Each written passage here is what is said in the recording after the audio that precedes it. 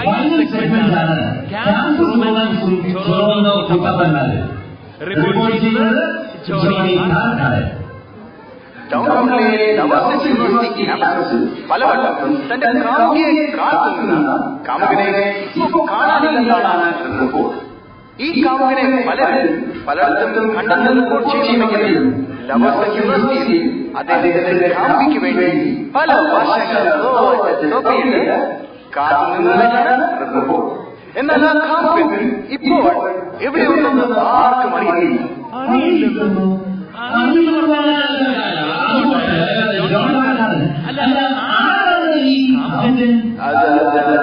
അത് പിന്നെ ആർക്കും അറിയില്ല.